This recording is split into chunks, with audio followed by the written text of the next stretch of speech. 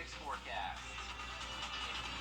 Right now on News Channel 6 at 4, the search for suspects in Columbia County after one driver is shot in an alleged road rage incident. Also ahead, new owner, new plans for Jones Creek. We'll take a look at what the future could hold for the clubhouse straight ahead. Also, Florida Governor Ron DeSantis making a stop in the upstate. What you can expect as he visits Spartanburg this evening. As your news at 4 starts now. Live from Television Park, this is WJBF News Channel 6 at 4. Good afternoon, everyone. I'm Jen. Although there are many comments on Facebook, including some from the victim's own mother, people who work in this area say they didn't hear or see anything. According to a police report, Jonathan Stouffer was switching lanes when he cut off a gray Chevrolet Malibu. The two drivers exchanged words, and the driver of the Malibu allegedly shot at Stouffer, hitting his side mirror, then his hand. He's expected to be released from the hospital on Wednesday. Workers at All Pro Customs, the auto shop the incident allegedly happened in front of, say they only saw police cars and an ambulance going down the road after Stouffer called 911 from Kroger. Stouffer's mother, who lives out of town, agreed to talk to us over the phone, but didn't respond to our calls. Police say traffic cameras didn't catch any footage of the shooting, but they've identified a gold BMW pictured here by Stouffer's white truck. They say whoever was in that car may be a witness. I didn't hear or see anything. I was kind of a shock, really, for it to be that close. Makes you nervous, really, to be out. I mean, we work in the parking lot a lot of times, you know, and if that guy would have missed and hit one of us, you know, it's just, I got a family to go home to. Again, the Columbia County Sheriff's Office is asking anyone who witnessed the incident or knows the owner of that gold BMW to come forward. They also plan on interviewing Stouffer again after he's had some time to recover. In Columbia County, Hannah Latier, WJBF News Channel 6. Grovetown police need your help to find a suspect. Waltrell Price is wanted for aggravated sexual assault. Investigators say it happened today in the Joiners Circle area. He was last seen wearing black pants with or without a hoodie. If you know where he is, please say don't approach him. Instead, call 911. Several fires in Aiken under investigation as suspicious. About half a dozen of them reported across the city on Monday. The locations near several well-known spots, including the Fermata Club. Investigators say several things point to the fires being intentionally set. Close proximity of some of them, as well as, you know, we were able to obtain what we believe could be evidence of accelerants at some of them. That'll obviously be sent to the State Crime Lab, SLED, for further investigation and analysis on that. Investigators did release a picture of a car. There it is on your screen, seen near one of the areas where a fire took place. Please call law enforcement where you live if you can help. Finding the funds for Augusta's new ambulance contract. Commissioners approving a contract with Central EMS with a $2.65 million subsidy that will increase to nearly $3 million by the end of the 5-year deal. The year's budget for EMS service is $650,000, but a tax increase to cover the cost is not in the plans, at least for now. At this point, that has not been on the table. I did not include a tax increase in my proposed plan for funding. And so, as we know, budget season is upon us, so we'll just have to wait to see what the projections look like later in the year. Central EMS will be paying the city rent for housing its vehicles at Augusta fire stations.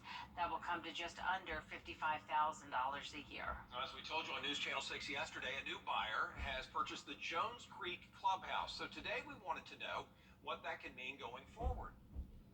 Well, Tiffany Hobbs tells us now. She has details. Thank you, y'all. Well, Robbie Raitt is the managing partner of Jones Creek Clubhouse, LLC, and the Florida entrepreneur says that he wants to preserve the historic facility and revitalize the neighborhood. Jones Creek Golf Course closed in 2018. Since then, the neighborhood has been struggling to bring it back. With the golf course and clubhouse having different buyers, some have questioned whether the dream to bring the course back will be realized. Chris Schroeder is Robbie Raid's spokesperson. A lot of people in this whole process, he learned, and listening to the public, there were so many people who had great stories about the old days and more recent days of playing golf and also events, good times at the clubhouse. And of course, the last few years have been no times at the clubhouse. So he wants to get it all fixed up and get it to a point where people can build great memories again there. Deed for the sale of the clubhouse was filed yesterday at the Columbia County Courthouse. Schroeder tells us that planning is now underway. In Evans, Tiffany Hobbs, WJBF, News Channel 6. This beautiful sunny stretch In your full 5 for 6 forecast. All right, thanks a lot, Miller. We appreciate it. Florida Governor Ron DeSantis set to make a stop in the upstate today amid speculation that he's going to run for president next year. He's speaking at First Baptist North Spartanburg tonight. Chloe Salsameda is live there now where a crowd has already gathered. Chloe? Yeah, Jenny, doors will open in just over an hour. People started lining up here just around 2:30, and people have been coming from all over the upstate to hear Governor DeSantis speak today. Now, today he's supposed to discuss his book and what he calls his blueprint for freedom in Florida. Now, he was invited to speak in Spartanburg by State Senator Josh Kimbrell. Now, this is Governor DeSantis' third stop in South Carolina today. He also spoke in North Charleston and in Summerville. And while he has not yet announced a bid for president, some of his supporters here in Spartanburg say they hope he becomes a candidate. Well, because I think Governor DeSantis has done an excellent job in Florida. I think he'd be a wonderful candidate in the general election, so I want to hear him out. My mind's not made up yet, but I think he deserves to be heard. Now, the event begins here tonight at 7 o'clock. Live in Spartanburg, Chloe Salsameda at WJBF, News Channel 6. All right, thank you, Chloe. A voter safety bill is one step closer to becoming law in South Carolina. The State House Judiciary. All right, thank you, Chloe. A voter safety bill is one step closer to becoming law in South Carolina. The State House Judiciary Committee passed the bill Tuesday, sending it to the House floor for discussion. The bill would require everyone born after July 1st, 2007 to take a voting safety course if they want to drive a boat or jet ski.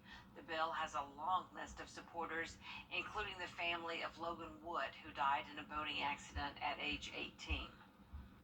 Very often do you have the opportunity to pass legislation that will in fact save lives. This bill will. Will it fix everything? No. No piece of legislation will. But it's a good opportunity. The State House could begin discussion on the bill as soon as tomorrow. Happening now, the South Carolina House is discussing a bill that would shield the identities of death penalty drug makers. It passed in the state Senate earlier this year. The bill would protect the identities of companies that supply the drug cocktail used to execute people on death row, and any pharmacists or prison employees involved. South Carolina has gone nearly 12 years without an execution. Music is associated with memories for many people, and at Brandon Wild Retirement Community, they are using music to bring back some of those memories. Here's News Channel 6's Bria Smith. For a lot of us, therapeutic music is what helps us get through a day. I think it's a big impact because that gives them, it improves their sense of self in that moment. It's bringing them back to who they were before they started to deal with that disease. But for some residents at Brandon Wild, music therapy helps them on another level. These are people who, on a daily basis, it might be hard to even interact with them. Anna Seeger helps residents each week during music therapy sessions. Once I start playing guitar and I sing the song that maybe they're familiar with, suddenly they're looking at me in the eyes. Or they might be tapping their fingers to the beat. She says the art of music therapy is special. You can use music to help retrain the speech. And with people with memory issues, with dementia or Alzheimer's, music all over your brain. So, like, it's so deeply in there that it can help bring back memories that, like, other things, like just talking to someone wouldn't. On Wednesdays at 11 in the morning, the Windsor House sets up for music class.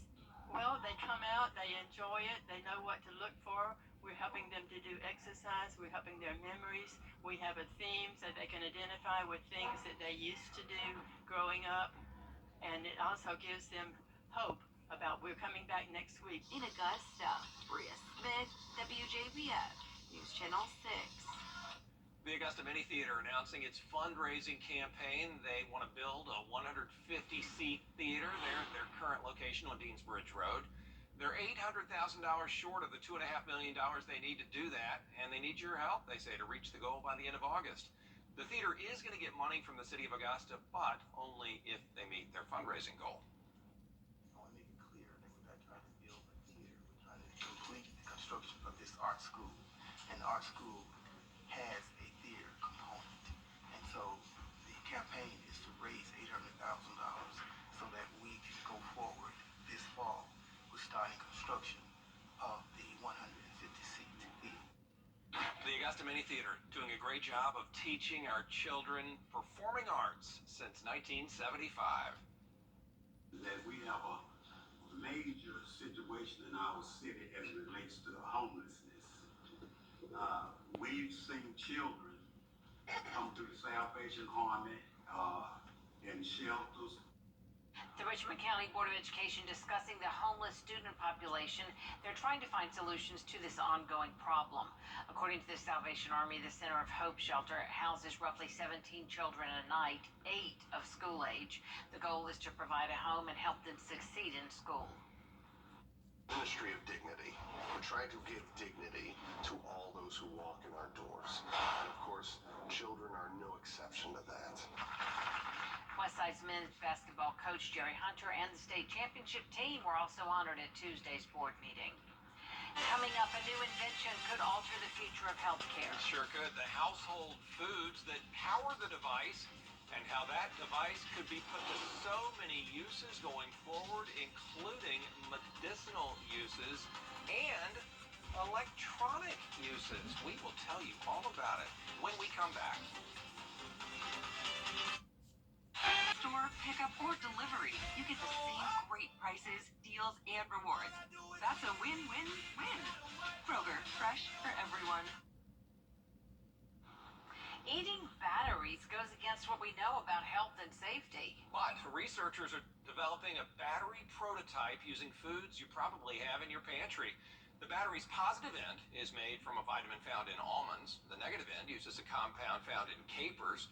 Activated charcoal helps boost its electrical conductivity with a sheet of seaweed that keeps it from short-circuiting. It's all wrapped up in beeswax with pieces of gold leaf at the ends. The prototype can power a small LED light for 12 minutes. Medical battery allows us to ingest, for example, a sensing system, and degrade it into our body like food after it has performed its function. Researchers say it could be used to make kids' toys safer. The National Safety Council says nearly 3,000 children end up in the emergency room each year after they swallow small button batteries. And when it comes to that edible part, researchers, as he indicated, say this could lead to batteries that could be consumed for pharmacology and healthcare purposes in the future. Still to come, the U.S. men's national soccer team is now set to play in the Queen City. Hear from soccer fans gearing up for the matchup in Charlotte this summer. Also ahead, how a coastal city in South Carolina is getting set for a sharp rise in water levels over the next couple of decades. 29 degrees, breezy and cooler Sunday in the wake of that cold front. 72, sunny, and Monday sunny. And then we do have a warming trend through the rest of the week with more showers. Temperatures in the 70s. All right, thank you, Miller. Folly Beach down in Charleston may be a nice vacation spot now, but city leaders are predicting that the sea level will rise about a foot in 25 years. Sophia Rademaugh now tells us what the city is doing to be prepared. For people who have been around the island for a while, I've been a father about 10 years. they've watched the sea level rise slowly. I know that we will be impacted by it. I feel like some properties more than others. But the speed at which it's predicted to rise years down the road is a concern. Where does that extra water go if we have a storm surge, that sort of thing? Reports from NASA and NOAA led Foley officials to predict a foot by 2050. Those reports suggest there are several factors like climate change and melting glaciers across the globe, adding to the ocean's volume. The rates of sea level rise that we had been planning for may be accelerating. But the city of Foley is jumping on the issue now, since high sea levels affect the drainage system, marsh areas, roads, and degree of storm damage. When we think about all of the impacts we see today, hurricanes, king tides, right? You can just expect, imagine what that would be like if it was occurring on water levels that were a foot higher than today. The city is now revising their sea level plan. The plan focuses on things like water infrastructure, land management, building codes, and roadways.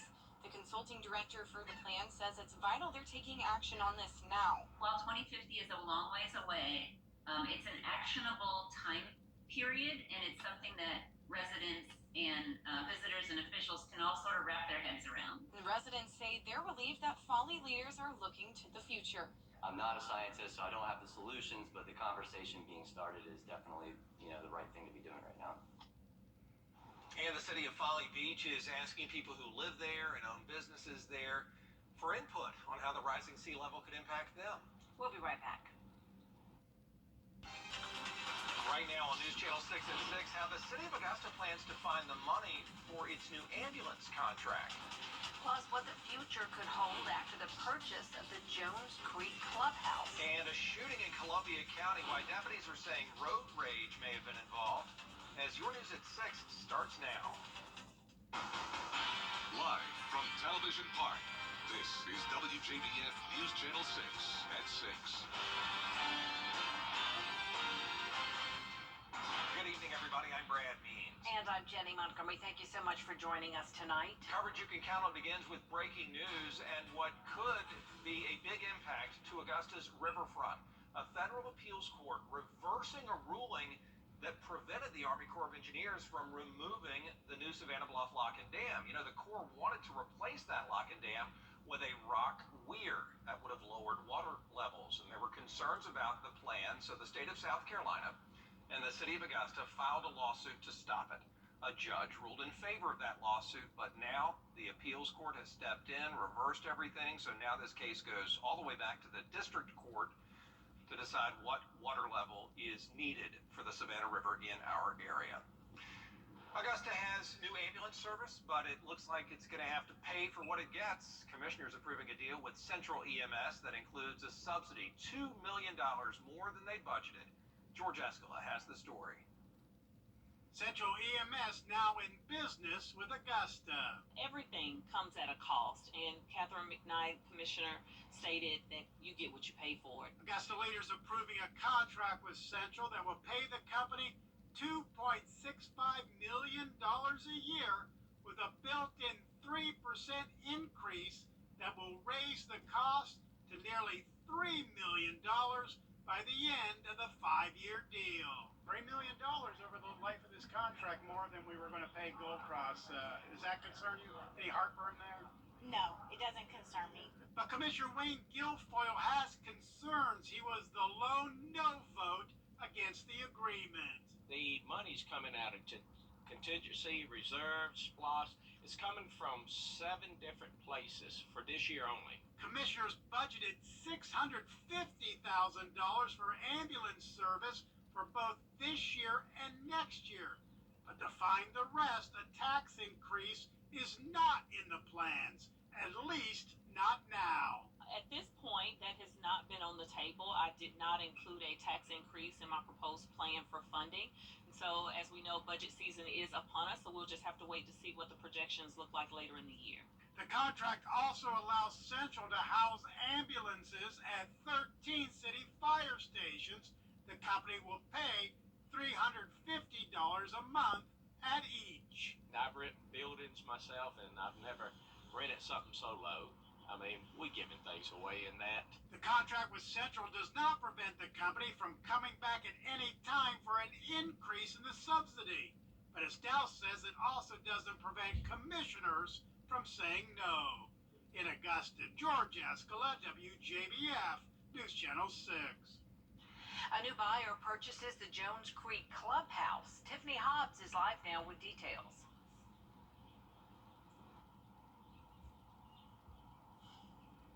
Robbie Raitt is the managing partner of Jones Creek Clubhouse, LLC.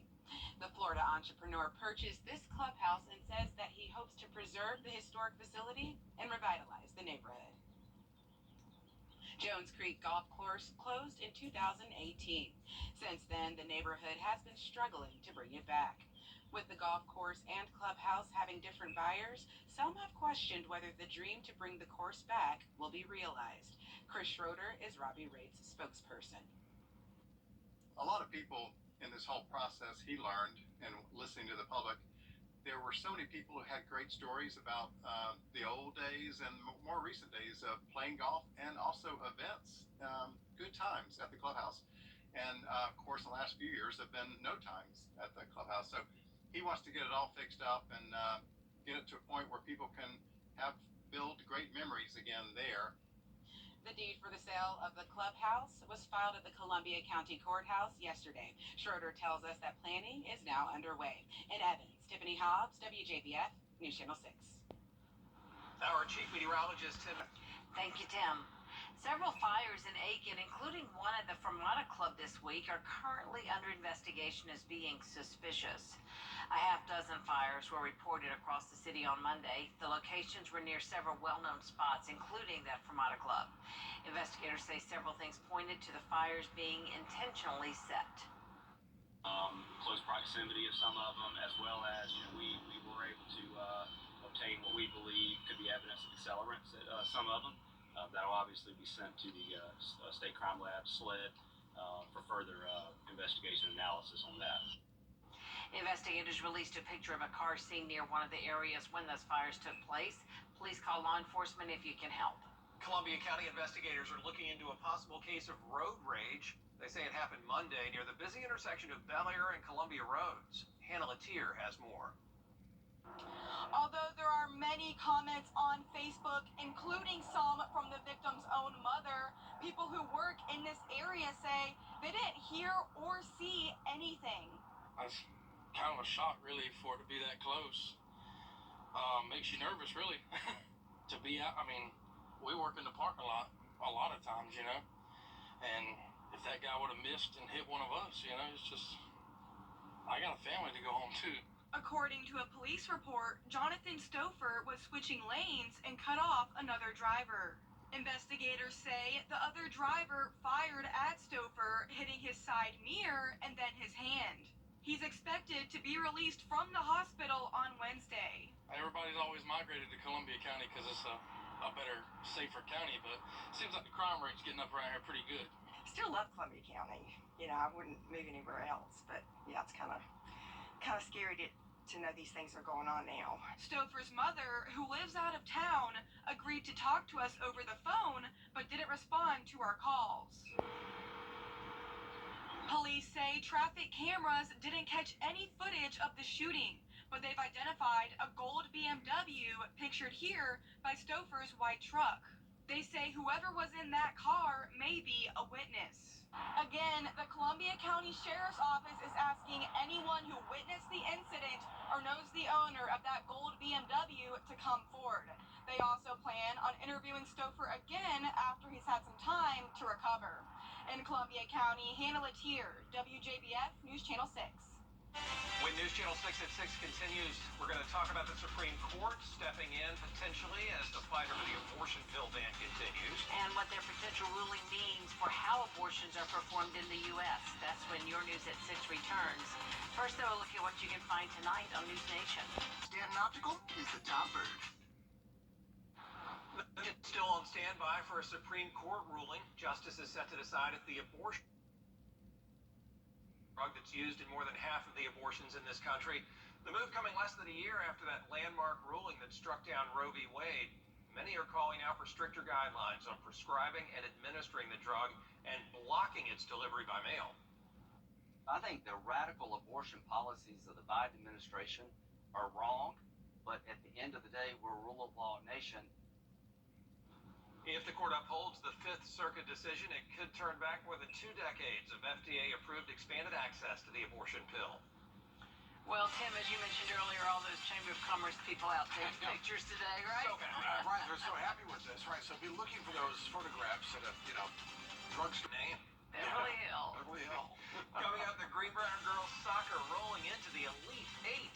And a former Augusta Green Jacket makes history with the Braves. Sports is next. Get the blessings.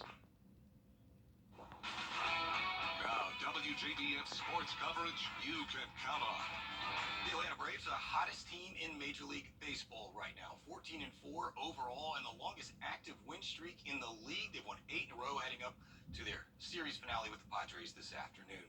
Last night in the 8-1 win, former Clemson Tiger and Augusta Green Jackets pitcher Spencer Strider was dominant. Didn't give up a hit until the 6th inning and had his 8th straight game with at least 9 strikeouts, which ties John Smoltz for a franchise record.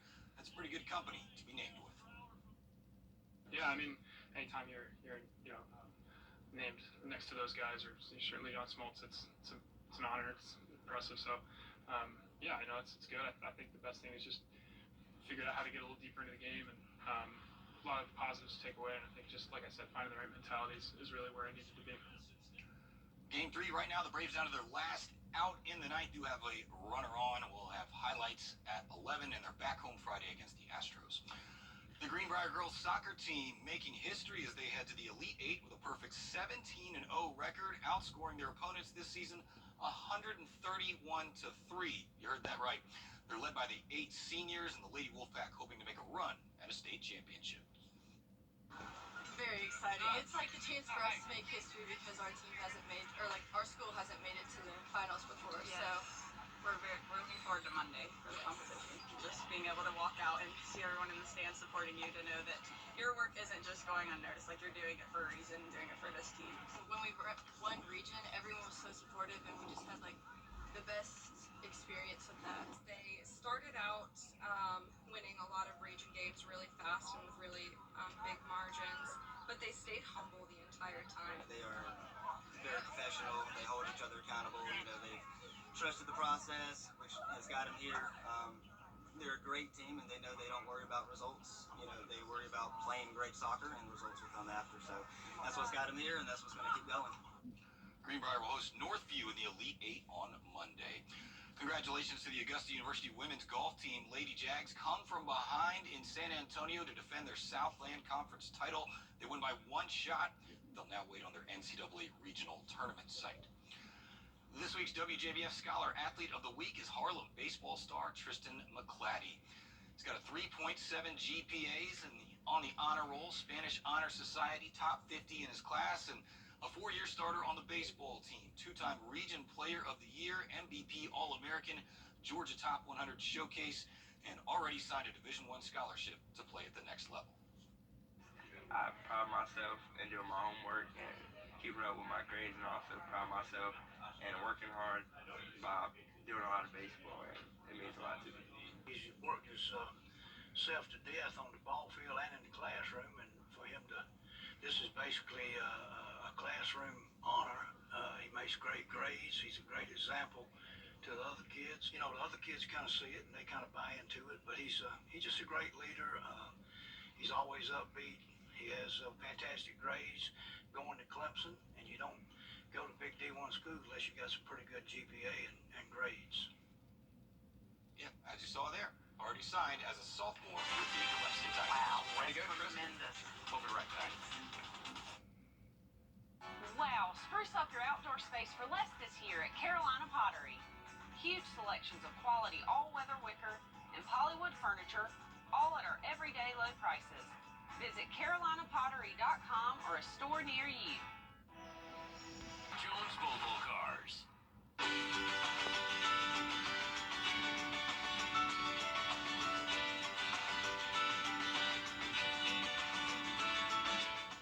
Need new furniture for your patio? At Carolina Pottery, we have quality furniture, top-of-the-line cushions at everyday low prices. Shop and compare. You won't find a better value anywhere. Visit carolinapottery.com or a store near you. A man down in Savannah making an amazing impact on some rural schools in Kenya. They had no books to read. 20 children shared a textbook at one time.